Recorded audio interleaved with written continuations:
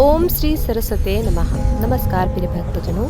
अगर आप चाहते हैं कि आपके बच्चों की पढ़ाई में तरक्की हो, आपकी वाणी मधुर बने और जीवन में ज्ञान बुद्धि व सफलता आए, तो आज की यह कथा अंत तक अवश्य सुनिए। वीडियो को शुरू करने से पहले लाइक ज़रूर करें, चैनल को सब्सक्राइब कर लीजिए और कमेंट में जय माँ सरस्वती लिखिए, क्योंकि आज हम सुनाने जा रहे हैं बसंत पंचमी की वह पौराणिक कथा जो स्वयं ब्रह्मा जी ने माँ सरस्वती और सृष्टि की रचना से जुड़ी हुई है। तो आइए मन को शुद्ध कीजिए और कथा आरंभ करते हैं। प्रिय भक्तजनों, प्राचीन काल की बात है जब सृष्टि की रचना तो हो ही चुकी थी, परंतु संसार में एक अजीब सा मौन छाया हुआ था। न नदियाँ बोलती थीं, न पक्षी चहचहाते थे, न मनुष्य के मुख से अस्पष्ट शब्द निकलते थे। ब्रह्मा जी की चिंता। ब्रह्मा जी ने देखा सृष्टि तो है पर ज्ञान नहीं, वाणी नहीं, संगीत नहीं। तब ब्रह्मा जी गहन ध्यान में लीन हो गए। उनके मुख से एक दिव्य शब्द निकला, हे आदिशक्ति, संसार को ज्ञान दो, वाणी दो, चेतना दो।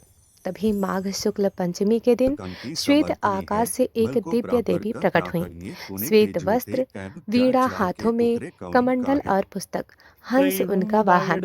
यह थी माँ सरस्वती। जैसे ही उन्होंने बीड़ा छेड़ी, नदियाँ बहने लगीं, पक्षी बोलने लगे, मनुष्य को भाषा और बुद्धि मिली। इसी दिन को कहा गया बसंत पंचमी। यही कारण है कि बसंत पंचमी को सरस्वती जयंती भी कहा जाता है। प्रिय भक्तजनों, माँ सरस्वती के अवतरण के साथ ही धरती पर बसंत ऋतु आई। खेतों में सरसों खिल उठी, वृक्षों पर नई कोपलें आई, चारों ओर पीला रंग छा गया। पीला रंग बना ज्ञान, समृद्धि और ऊर्जा का प्रतीक।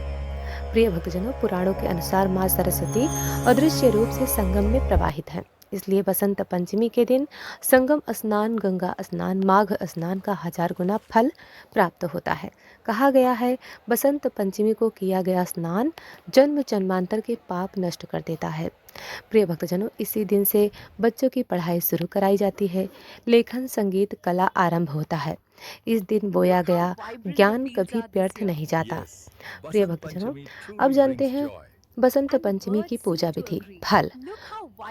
प्रातः स्नान करें, पीले या सफेद वस्त्र पहने, पूजा स्थान पर रखें माँ सरस्वती का चित्र या मूर्ति, पीले फूल, अक्षत, हल्दी, केसर, पुस्तक, कलम, वाद्य यंत्र। मंत्र जप करें, ओम ऐं सरस्वते नमः 108 बार। भोग खीर, बेसन लड्डू, पीले फल। दान करें किताबें, कापी, पेन, गरीब बच्चों की सहायता करें। जो व्यक्ति इस दिन शुद्ध मन से पूजा करता है, वाणी संयम रखता है, विद्या का सम्मान करता है, उसके जीवन में पढ़ाई में सफलता, वाणी में मधुरता, करियर में उन्नति और माँ सरस्वती की अस्थायी कृपा प्राप्त होती है। प्रिय भक्तजनों, यदि आपको यह कथा अच्छी लगी हो तो लाइक ज़रूर करें, सब्सक्राइब करके बेल आइकन दबाएं और कमेंट में लिखिए जय माँ सरस्वती। प्रिय भक्तजनों, अब आइए श्रवण करते हैं बसंत पंचमी की पौराणिक कथा। प्राचीन काल में हेमंतपुर नाम का एक समृद्ध राज्य था। उस राज्य के राजा थे राजा हेमंत। राजा के पास धन था, सेना थी, वैभव था, लेकिन एक बात की कमी थी, ज्ञान का अभिमान। राजा हेमंत स्वयं को सबसे बुद्धिमान, सबसे ज्ञानी और सबसे श्रेष्ठ मानते थे। वे विद्वानों को बुलाकर उनसे शास्त्रार्थ करते और उन्हें हराकर अपमानित करते थे। एक दिन एक वृद्ध ब्राह्मण ने कहा, राजन, विद्या वह है जो विनम्र बनाए, अहंकार ज्ञान का सबसे बड़ा शत्रु है। राजा हंस पड़े। उन्होंने कहा, अगर ज्ञान की देवी सच में होती तो वे मुझे ही सबसे पहले वरदान देती। यही वाक्य माँ सरस्वती की परीक्षा का कारण बन गया। बसंत पंचमी की रात्रि थी। राजमहल में उत्सव चल रहा था। पीले वस्त्र, संगीत, नृत्य सब कुछ था, पर भक्ति नहीं थी। तभी एक साधारण स्त्री बीड़ा लिए महल में आई। उनकी वाणी मधुर थी पर दृष्टि गंभीर। उसने राजा से कहा, राजन, यदि आप वास्तव में ज्ञानी हैं तो एक प्रश्न का उत्तर दीजिए। राजा मुस्कुराए। पूछो। स्त्री ने पूछा, ज्ञान पहले आता है या विनम्रता? राजा चुप हो गए। सभा मौन हो गई। राजा बोले, ज्ञान पहले। तभी स्त्री मुस्कुराई और पूरा महल दिव्य प्रकाश से भर गया। वह स्त्री कोई और नहीं, माँ सरस्वती स्वयं थी। माँ ने कहा, राजन, जहाँ अहंकार है वहाँ ज्ञान टिकता नहीं। बसंत पंचमी का अर्थ है भीतर की कठिनाई का अंत और चेतना का पुष्पित होना। माँ ने राजा की बुद्धि हर ली।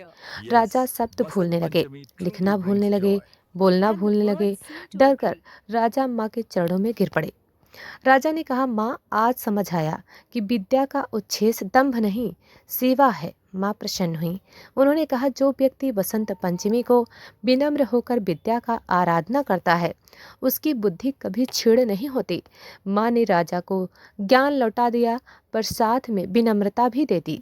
उसी दिन से राज्य में परंपरा बनी, बसंत पंचमी को विद्वान का सम्मान, बच्चों का विद्यारंभ और सरस्वती पूजन। प्रिय भक्तजनों, ज्ञान बिना विनम्रता व्यर्थ है। बसंत पंचमी आत्मशुद्धि का पर्व है। माँ सरस्वती केवल पूजा से नहीं, चरित्र से प्रसन्न होती हैं।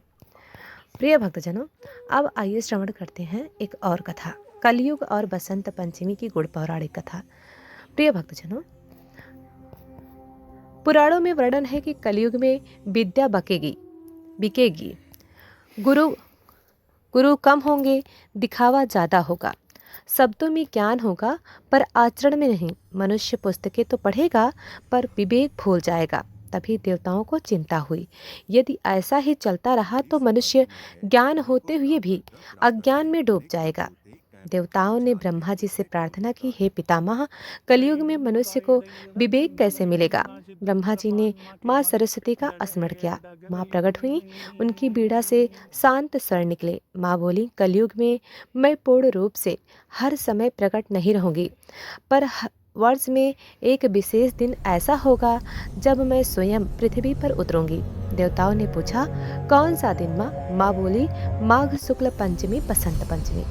माँ ने कहा, इस दिन जो मनुष्य थोड़े समय के लिए भी मौन रखे, अहंकार त्यागे, विद्या का सम्मान करे, उसकी बुद्धि कलयुग के भ्रम से मुक्त हो जाएगी। इसलिए बसंत पंचमी को ऋतु बदलती है, मन की जड़ता टूटती है, चेतना में बसंत आता है।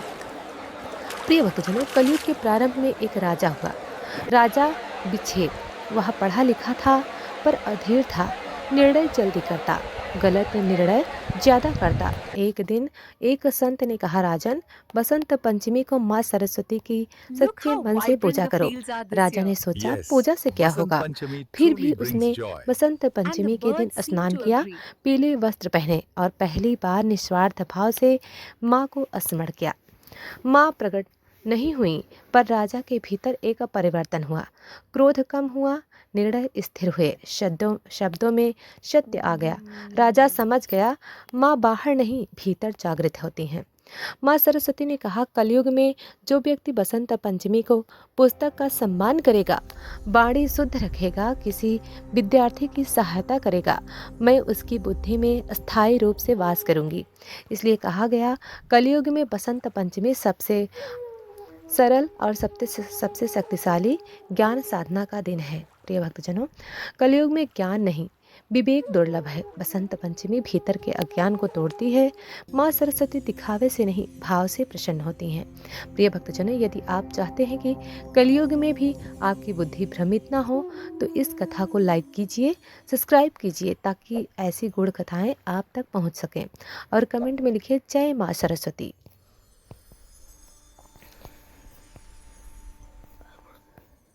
और बोलूं।